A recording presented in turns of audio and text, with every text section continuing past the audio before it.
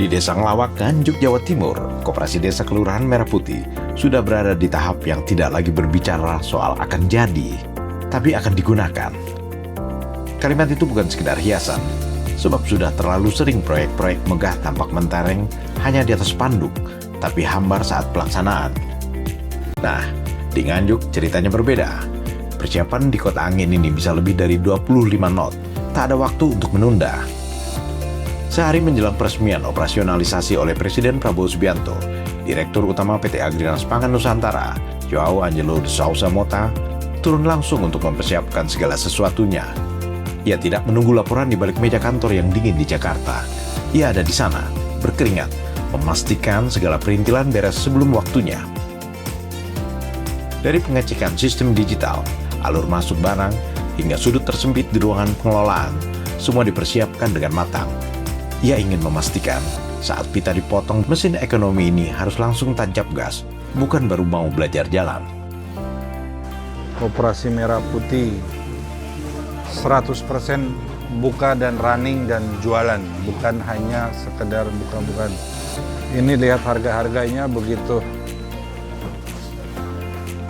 murah dan bisa jadi toko-toko di sekitar ini bisa menjadi subdistribusi, dan mereka bisa mendapatkan margin yang jauh lebih besar dari yang selama ini mereka beli di rantai pasar yang begitu panjang, sehingga harga yang mereka beli mahal, sehingga masyarakat pun membayarnya cukup mahal.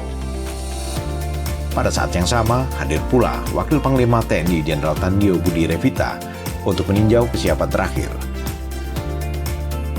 Kehadiran Tandio di lokasi memberi pesan tegas, KDKMP bukan proyek desa biasa. Ini adalah bagian dari sabuk ketahanan pangan nasional. Di sela dunia yang sedang dibayangi krisis pangan, peran desa kecil di Nganjuk menjadi sangat penting. Jika unsur militer sudah turun meninjau, boleh dibilang ini urusan strategis, soal kedaulatan pangan. Di KDKMP, Agrinas Pangan Nusantara memegang peran kunci.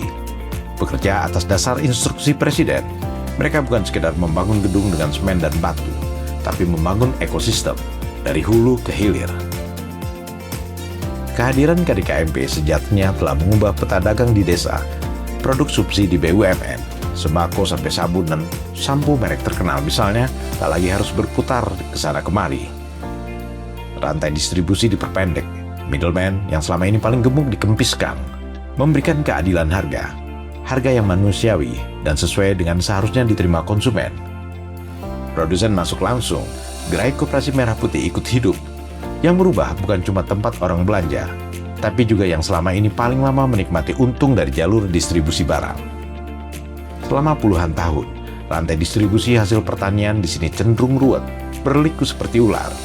Petani menjual ke pengepul, lalu ke pedagang besar, lantas ke distributor, sebelum akhirnya sampai ke konsumen. Di setiap tikungan ada margin yang diambil.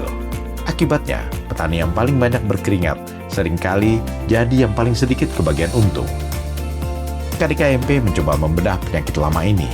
Mereka hadir untuk memangkas rantai distribusi tersebut dengan sistem yang lebih terpadu. Hasil pertanian bisa bergerak lebih efisien, tidak perlu mampir ke terlalu banyak gerbang. Namun lebih dari itu, KDKMP juga akan menghadirkan efek domino ekonomi, menggerakkan sektor lain. Inilah ekonomi yang sehat, ekonomi yang berdenyut dari akar rumput.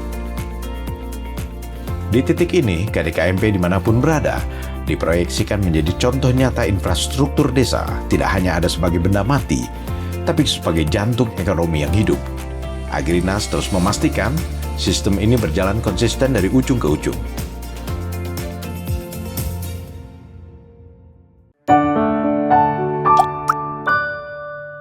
Men of our time.